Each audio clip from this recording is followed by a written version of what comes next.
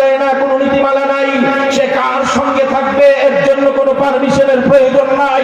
আগামী দিনে যদি তারা এই আইন পাশ করে শরীর আমার, সিদ্ধান্ত আমার, তাহলে আমার মুসলিম ভাইরা, স্কুল কলেজের মেয়েরা, আমার বোনেরা, তারাও তাদের শরীরকে যত্র তত্র রাস্তার বাজারের পুকুরের মতো বিক্রি করবে, পাড়ায় পাড়ায় পতিতালয় গড়ে উঠবে, যৌনকর্মীরা ভরে যাবে দেশ।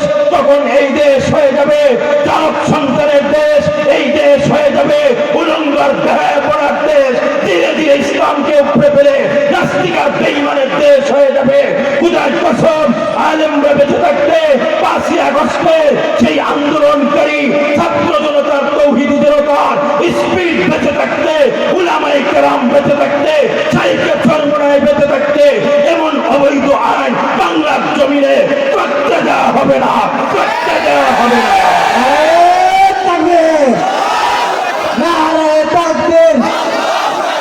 ইসলামের শত্রুরা, ইহুদিদের দালালেরা, নারায়ণ তাকবীর। আমার ভাইয়েরা, গত দিনের নায়েবে আমির সাহেবের বক্তব্য টপ টু বটম আমি শুনেছি।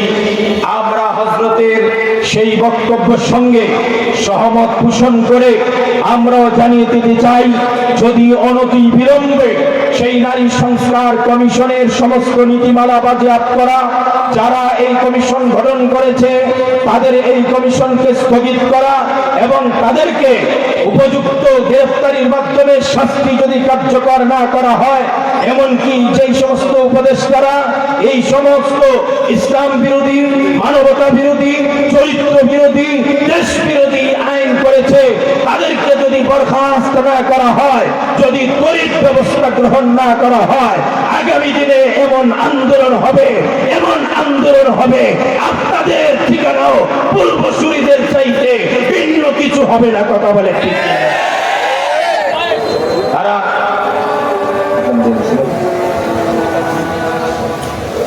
সুপ্রিয় ভাইরা, আমি কথা লম্বা করছি না, আজান হয়ে গেছে, আজান হয়ে গেছে। নায়েবে আমির সাহেব এবং চরমনায় পীর সাহেব হুজুর সহ আজকের ইসলামী ولم يكن له كفوا أحد ثم نشهد أن سيدنا وسندنا وحبيبنا وحبيب ربنا وطبيبنا وطبيب قلوبنا وأرواحنا وأولانا ومولانا محمد عبد الله ورسوله الذي أرسله بالحق بشيرا ونذيرا وداعيا إلى الله بإذنه وسراجا منيرا أما بعد فأعوذ بالله من الشيطان الرجيم بسم الله الرحمن الرحيم هو الذي ينزل على عبده آيات بينات ليخرجكم من الظلمات إلى النور وإن الله بكم لرؤوف رحيم وقال سيدنا رسول الله صلى الله عليه وسلم إنما الدين النصيحة أو كما قال عليه الصلاة والسلام প্রাণ খুলে জবান ছেড়ে সকলেই দরুদ শরীফ পড়েন। আল্লাহুম্মা সাল্লি আলা সাইয়্যিদিনা ওয়া নাবিয়িনা ওয়া শাফিঈনা ওয়া হাবিবিনা ওয়া মাওলানা মুহাম্মদ সাল্লাল্লাহু আলাইহি ওয়া আলা আলিহি ওয়া আসহাবিহি ওয়া বারাকা ওয়া সাল্লাম। আল্লাহুম্মা সাল্লি আলা সাইয়্যিদিনা ওয়া নাবিয়িনা ওয়া শাফিঈনা ওয়া মাওলানা মুহাম্মদ সাল্লাল্লাহু আলাইহি ওয়া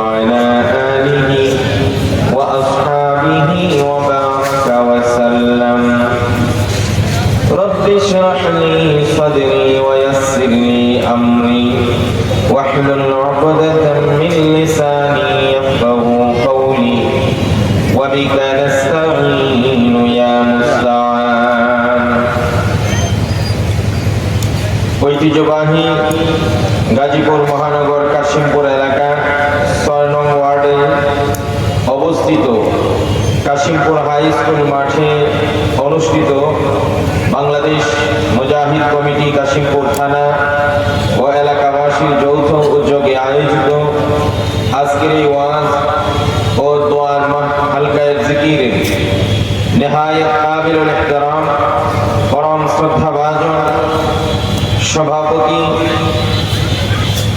মুফতি শামসুদ্দিন আল আজাদ সাহেব, আজকের মাহফিলের প্রধান অতিথি, প্রধান আকর্ষণ, অন্যতম সিপাহ সালার, জাতির রাহবার,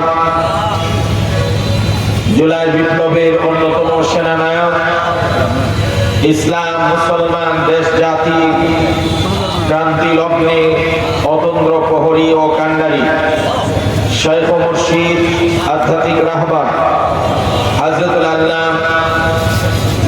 মুফতি সৈয়দ মোহাম্মদ ফয়জুল করিম, নায়েবে আমিরুল মুজাহিদিন শাইখে চরমোনাই হাফিজাহুল্লাহ, আল্লাহ পাক হযরত এর হায়াতে বরাকা নসিব করুন, সকলে বলছে আমিন।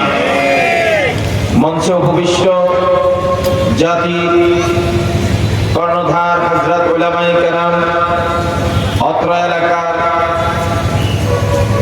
দিনদার বুদ্ধিজীবী তৌহিদি জনতা ও প্রিয় মুজাহিদ ভাইয়েরা, পর্দার আড়ালের সকলের শ্রদ্ধা মা ও বোনেরা, মহান রব্বুল ইজ্জাতের আলিশান দরবারে হাজারো লাখো সুজুদ এবং শুকর পেশ করছি যে আল্লাহ তাবারক ওয়া তাআলা আমাদেরকে এমন একটি সময়ে শাইখে চরমোনাইয়ের আজকের এই বরকতময় আয়োজনে অংশগ্রহণ করার তৌফিক নসিব করেছেন, যেই সময়ে শুধু পৃথিবীতেই নয়, সারা পৃথিবীতেই নয়, বিশেষ করে বাংলাদেশে অত্যন্ত সুপরিকল্পিতভাবে, সুনিপুণভাবে ইসলাম এবং মুসলমানদেরকে মিটিয়ে দেওয়ার জন্য গোটা দেশ ও জাতিকে নাস্তিক এবং বেঈমান বানানোর জন্য গভীর পায়তারা চলছে।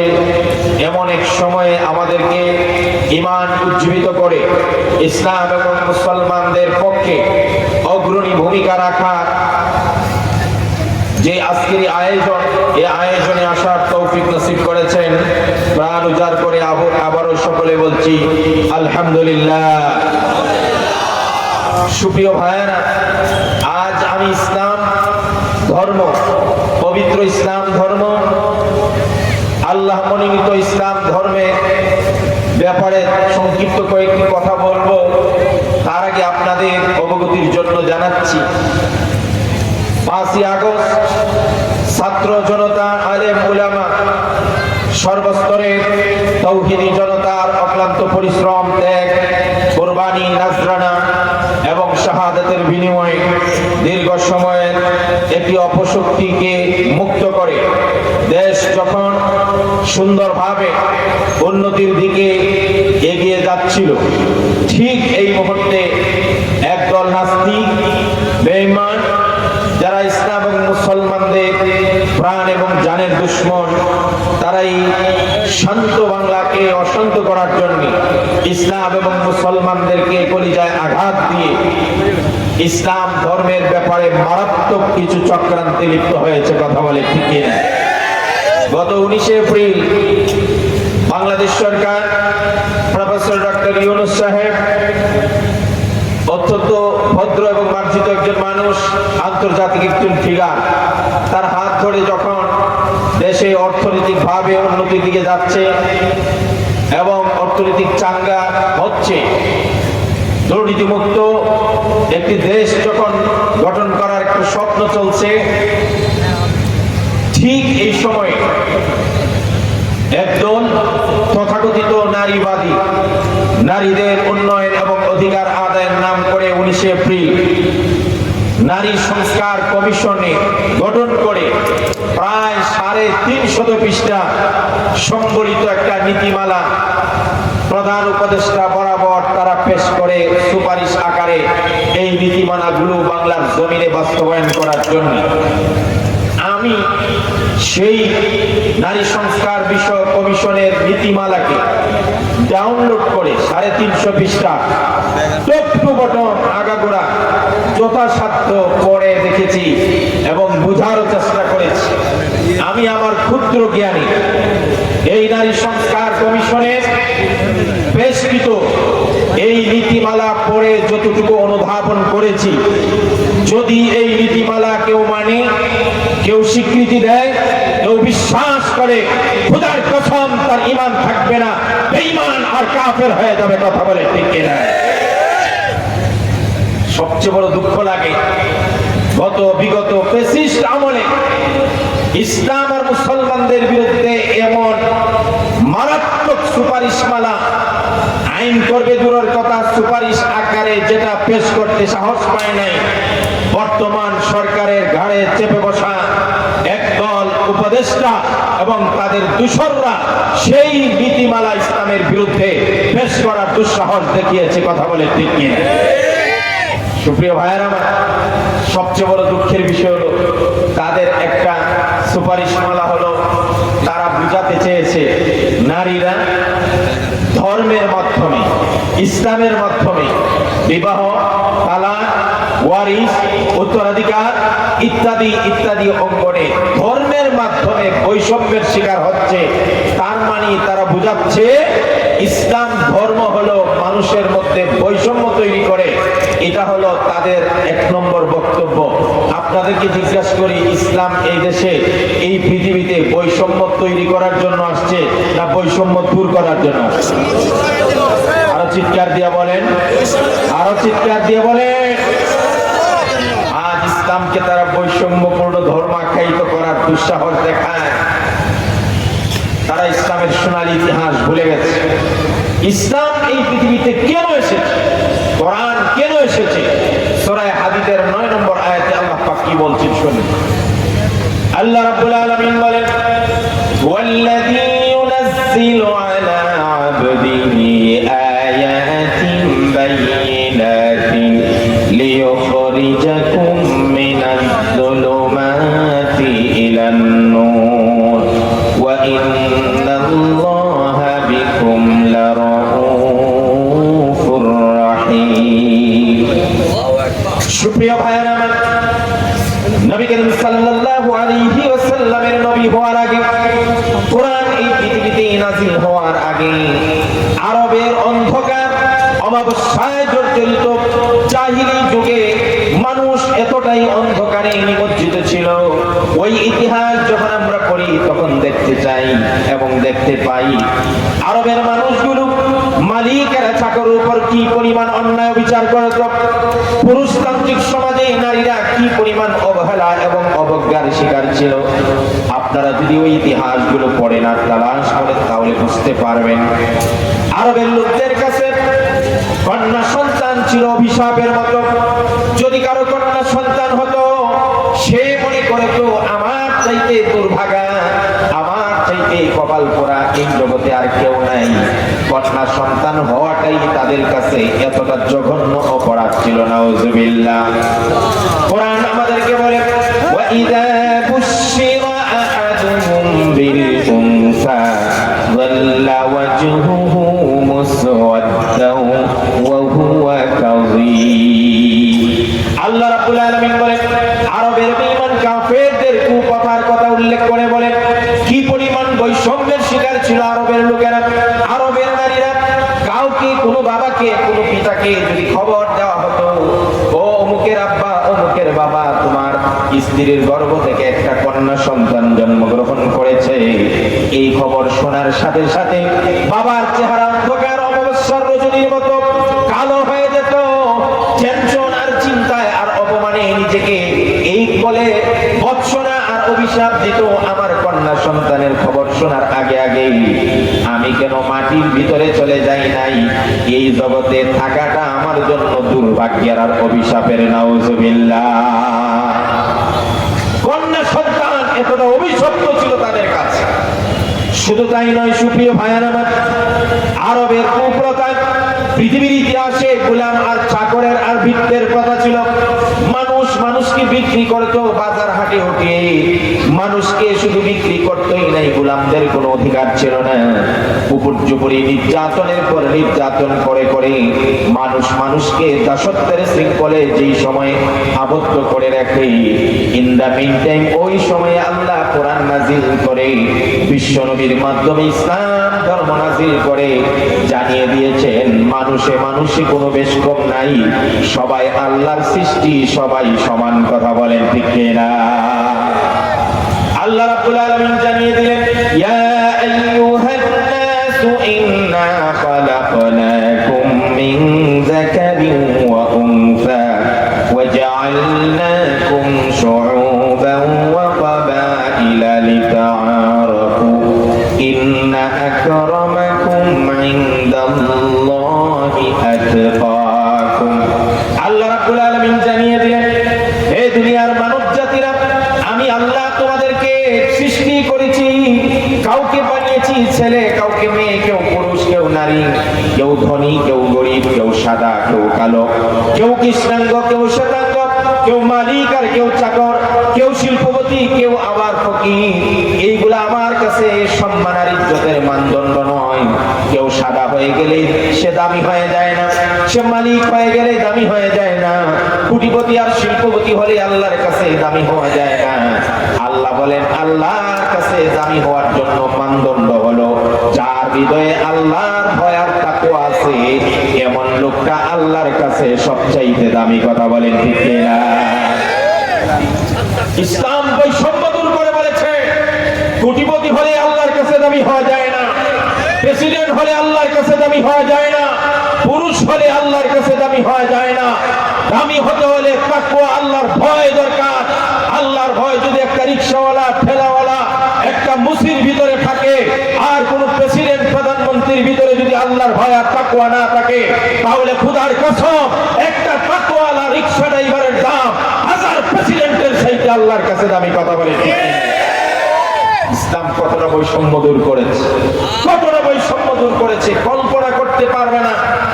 তথাকথিত নারী সংস্কার কমিশনের যেই সকল নারীরা এই কমিশন তৈরি করেছে, তাদেরকে আমাদের শাইখে চরমোনাইর ভাষায় ভূতে কিলায়। কথা বলে ঠিক? আর জোরে বলেন।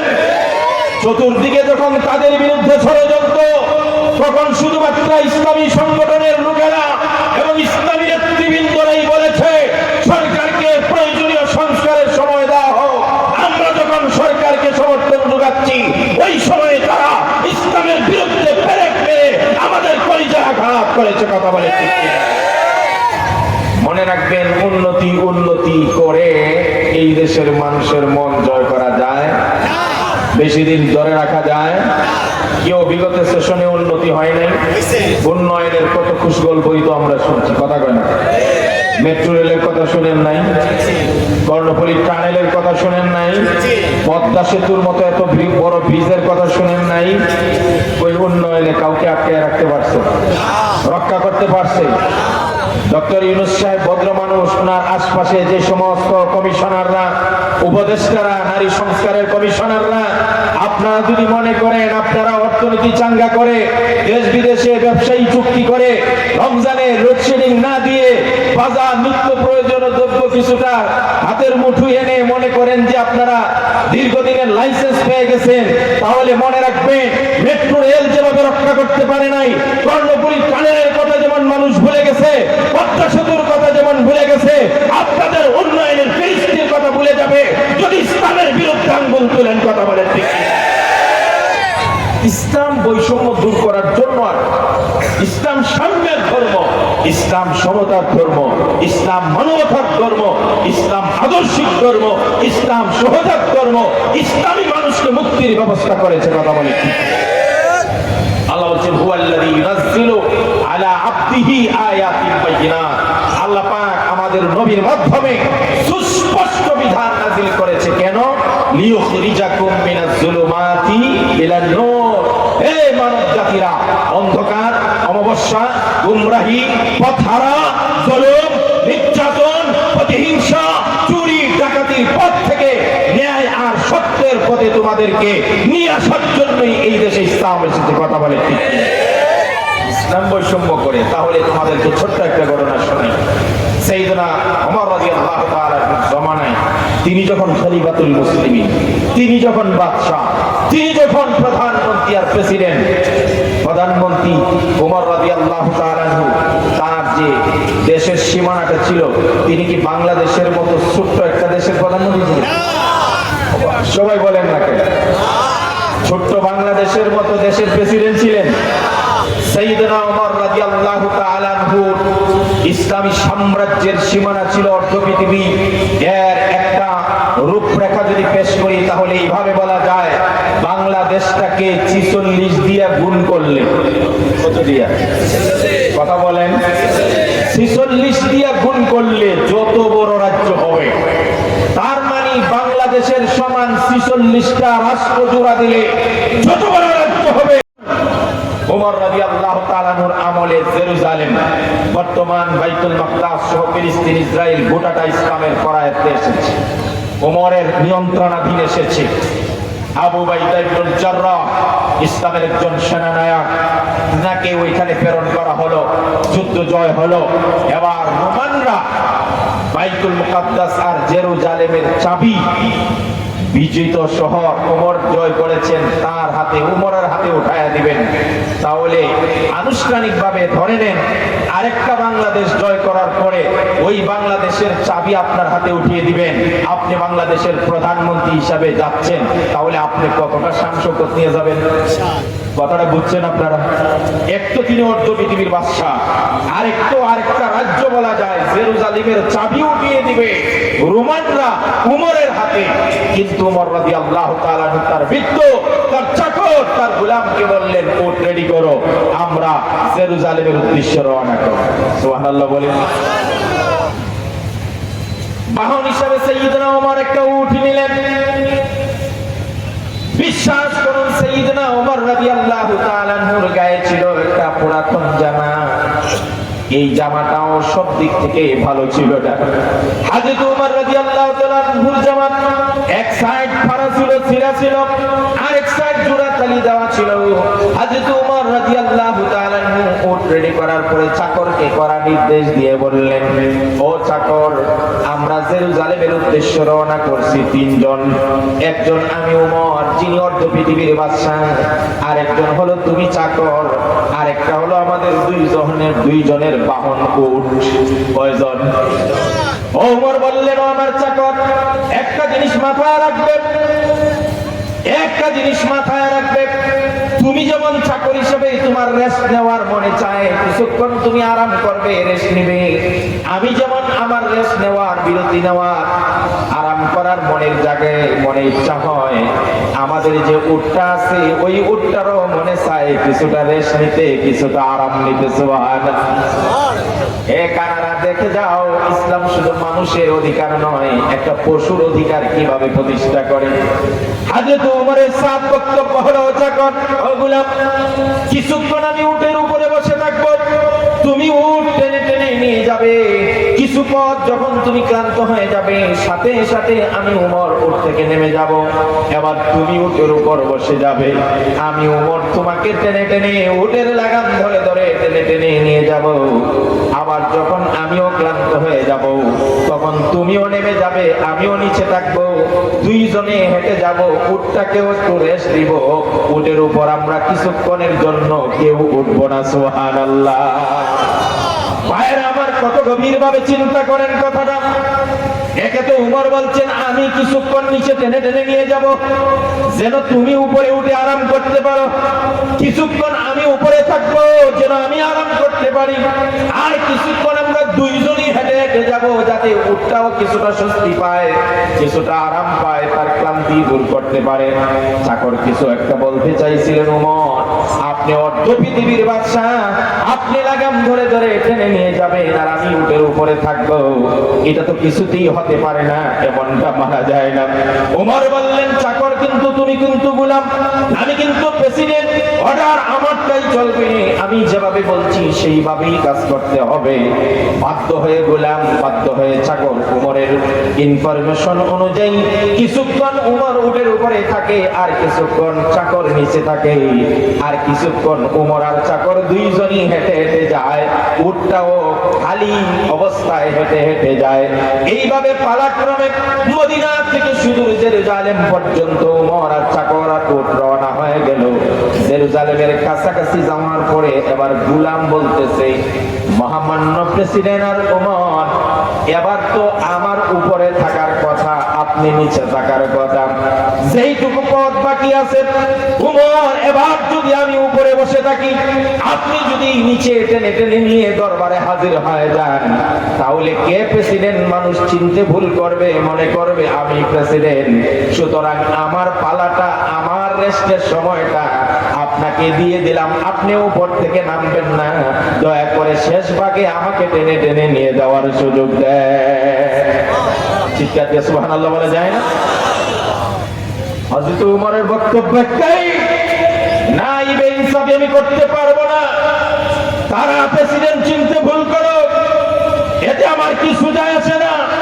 এতক্ষণ আমি বসেছিলাম, ভাগ্যক্রমে এখন তোমার পালা, তোমাকেই বসতে হবে। বাধ্য হয়ে গোলামকে উপরে উঠে শেষ পর্যন্ত উমরই ওই গোলামকে উটের লাগাম ধরে ধরে টেনে নিয়ে যায়। সুবহানাল্লাহ। কাছাকাছি আসার পরে বৃষ্টি শুরু হয়ে যায়, প্রচন্ড বৃষ্টিতে পানি জমে যায়, কাদা ভরে যায়। হযরত উমর কাদা মাটির মধ্যে প্রেসিডেন্ট টেনে টেনে নিয়ে যায়, আর সাহেবের মতো গোলামটা উটের উপরে বসে থাকে। হযরত উমর দেখেন পায়ের জুতা পা রেখে আর হাঁটতে পারছে না, পায়ের জুতাগুলো হযরত উমর হাতে নিয়ে গালের মধ্যে ঝুলিয়ে এবার খালি মাথায় প্রচন্ড রৌদ্র আর কাদা, এই অবস্থায় টেনে টেনে নিয়ে যাচ্ছে। সেরা কাপড়, জোড়াতালির কাপড় পরে পরে যখন ভিতরের দিকে যাচ্ছে, দৌড়ায় আবু উবাইদা ইবনুল জাররাহ হযরত উমরের কাছে এসে চিনতে পারলেন, উমর তো নিচে দেখতে কেমন যেন চাকরের মতো লাগে। কাছে এসে বললেন, খলিফাতুল মুসলিমিন হযরত উমর, এতক্ষণ না হয় আপনি টেনে টেনে এনেছেন, এখন তো রোমানদের সামনে, শাসকদের সামনে আপনি প্রেসিডেন্ট হিসাবে উপস্থিত হবেন, এবার অন্তত পক্ষে আপনি উপরে উঠতে পারতেন। ওমর বলে, আমার বিষয়ে নাক গলাবে না। হযরত আবু উবাইদা ইবনুল জাররাহ বলেন, খলিফাতুল মুসলিমিন, তাহলে আরেকটা আরজ ছিল আমার, আপনি আজকে এত বড় একটা অনুষ্ঠানের মধ্যে আসতেছেন, আজকে জেরুজালেমের চাবি বুঝায় দিবে, আপনি তো পারতেন এই জোড়াতালি আর সেরা কাপড় বদলিয়ে শান শৌকত একটা কাপড় দিয়ে আসতেন। হযরত ওমর ডাক দিয়া বলেন, আবু উবাইদা রে, তোমার মাধ্যমে জিকির করেন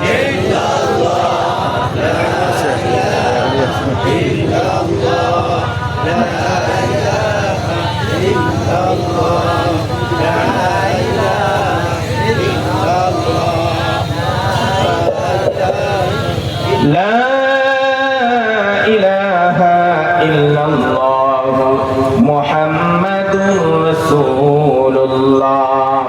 হযরত ওমর বলেন, আবু উবাইদা, আজকে তুমি ছাড়া অন্য কেউ যদি আমাকে এই কথাটা বলতো, তোমাকে আমি মাফ করে দিলাম, কারণ তোমার মাধ্যমে ইসলামের অনেক জায়গায় বিজয় হয়েছে, অনেক যুদ্ধে তুমি জয়ী হয়েছো। তাহলে তাকে আমি এমন শিক্ষা দিতাম, অনাগত উম্মতরা বুঝতো অন্যায় কথা বলার কি শাস্তি হতে পারে। আমার কোনো কাজে বাধা দিও না, আমাকে আমার দায়িত্ব পালন করতে দাও। আবু উবাইদাকে সরিয়ে দিয়ে প্রেসিডেন্ট ওমর গোলামকে উটের উপর বসিয়ে বসিয়ে রোমানদের সামনে টেনে টেনে নিয়ে যায়। আল্লাহু আকবার, চিৎকার দিয়ে বলেন না। তথাকথিত নারী কমিশনকে বুঝাইয়া দিতে চাই, ইসলাম এই দেশে বৈষম্য তৈরি করে নাই, ইসলাম এসেছে মানুষে মানুষে বৈষম্য দূর করার শিক্ষা দিতে। ইসলাম রাজা প্রজার বিভেদকে বিশ্বাস করে না, ইসলাম ধনী গরিবের পার্থক্যকে বিশ্বাস করে না, ইসলাম মানুষ হিসাবে নারী পুরুষ সবাইকে সমান চোখে দেখে কথা বলে, ঠিক কিনা? এদের পায়ে তারা হলো 1971-এর পরে স্বাধীনতা যুদ্ধের স্পিরিটকে সম্পূর্ণ বদলিয়ে দিয়ে, যেমন ভারতের মদত পুষ্ট হয়ে ভারতের সংবিধানের আঙ্গিকে এই দেশের সংবিধানে ধর্মনিরপেক্ষ মতবাদ ঢুকিয়ে দিয়ে একটি অবিশ্বাস্য আর নাস্তিক রাষ্ট্র পতন করার যে পায়ে তারা ছিল, মরহুম প্রেসিডেন্ট জিয়াউর রহমানের আমলের পর থেকে বিসমিল্লাহ সংবিধানে সংযোজন করার মাধ্যমে এই দেশ বিশ্বাসীদের দেশ, এই দেশ আস্তিকদের দেশ, এই দেশ একত্ববাদ আর তাওহীদের দেশ, এইটাকে উপড়ে ফেলে আবার সেই ভারতের মতো ধর্মনিরপেক্ষ মতবাদের দেশ বানানোর জন্য সংবিধান থেকে তারা বিসমিল্লাহকে উঠিয়ে দেওয়ার সুপারিশ করছে। খোদার কসম, অতীতের কোন শাসক সংবিধান থেকে বিসমিল্লাহ উঠিয়ে দেওয়ার দুঃসাহস দেখায় নাই। অন্তর্বর্তীকালীন সরকার যদি এই নারী সংস্কার কমিশনের দুর্নীতিবাজ পায়তারাকারী আর চক্রান্তকারীদেরকে উপযুক্ত শাস্তি দিয়ে আইনের আওতায় না আনে, খোদার কসম এমন আন্দোলন হবে, সরকারের কোনো নড়ে যাবে। কথা বলে ঠিক কিনা?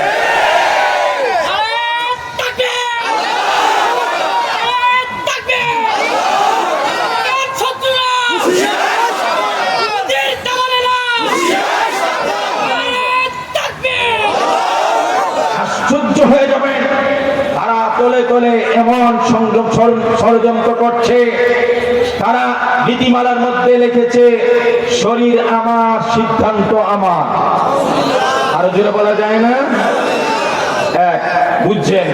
2 নম্বর বলেছে পতিতালয়ে যারা পতিতাবৃত্তি করে যৌনকর্মী আছে, এরাও তো শ্রম দেয়, এরাও তো কষ্ট করে। সুতরাং অন্যান্য শ্রমিকদের যেভাবে রাষ্ট্রীয়ভাবে শ্রমিকের মর্যাদা দেওয়া হয়েছে, পতিতালয়ের যৌনকর্মী নারীদেরকেও তাদের শ্রমের মর্যাদা দিয়ে শ্রমিক হিসাবে স্বীকৃতি দিতে হবে। আরো জোরে বলবেন না? আরো জোরে বলবেন না? এই সমস্ত নারী কমিশনে, নারী সংস্কার কমিশনে এই সমস্ত মাথা পছা এই কমিশনের সদস্যরা যৌনপল্লী আর পতিতালয়ের শ্রমিকের মর্যাদার স্বীকৃতি দেওয়ার আবেদন করে। আমি প্রফেসর ইউনূস সাহেবকে বলবো, সবার আগে ওই নারীদেরকে ওই সকল পতিতালয়ে শ্রম দেওয়ার জন্য পাঠানো হোক। কথা বলে এতই যদি এই শ্রমের এত মায়া থাকে, তো তোমরা কালকে থেকে এখানে জয়েন করো। আর জোরে কোন কি মনে করেন, যদি বাংলাদেশের পতিতাবৃত্তিকে যৌনকর্মকে যদি শ্রমিকের মর্যাদা দেওয়া হয়, যদি একটা আইন পাশ করা যায় যে শরীর আমার, সিদ্ধান্ত আমার, আজকে রাস্তার একটা কুকুর যেভাবে কোথায় রাত যাপন করবে কেউ বাধা দেয় না, কোনো নীতিমালা নাই, সে কার সঙ্গে থাকবে এর জন্য কোনো পারমিশনের প্রয়োজন নাই। আগামী দিনে যদি তারা এই আইন পাশ করে শরীর আমার, সিদ্ধান্ত আমার, তাহলে আমার মুসলিম মারা, স্কুল কলেজের মেয়েরা, আমার বোনেরা, তারাও তাদের শরীরকে যত্র তত্র রাস্তার বাজারের পুকুরের মতো বিক্রি করবে। পাড়ায় পাড়ায় পতিতালয় গড়ে উঠবে, যৌনকর্মীরা ভরে যাবে দেশ। তখন এই দেশ হয়ে যাবে চালক সন্তানের দেশ, এই দেশ হয়ে যাবে উলঙ্গার দেহে পড়ার দেশ। ধীরে ধীরে ইসলামকে উপড়ে ফেলে নাস্তিকার বেঈমানের দেশ হয়ে যাবে। খোদার কসম, আলেমরা বেঁচে থাকতে 5ই আগস্টের সেই আন্দোলনকারী ছাত্র জনতার, তৌহিদি জনতার স্পিড বেঁচে থাকতে, উলামায়ে কেরাম বেঁচে থাকতে, শাইখে চরমনায় বেঁচে থাকতে এমন অবৈধ আইন বাংলার জমিনে করতে দেওয়া হবে না, করতে দেওয়া হবে না।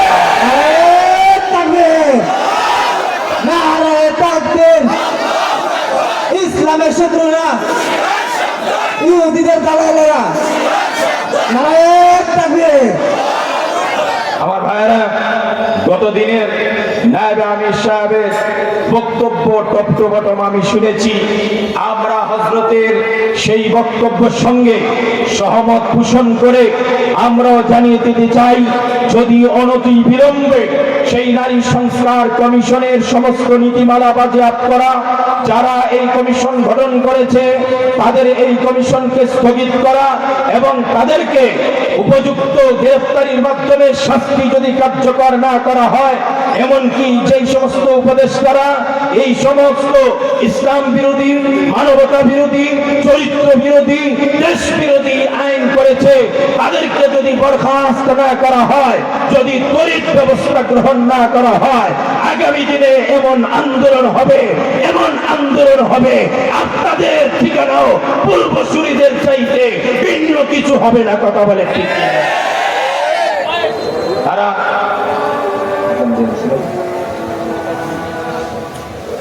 সুপ্রিয় ভাইরা, আমি কথা লম্বা করছি না, আজান হয়ে গেছে। আজান হয়ে গেছে। নায়েবে আমির সাহেব এবং চরমুনায় পীর সাহেব হুজুর সহ আজকের ইসলামী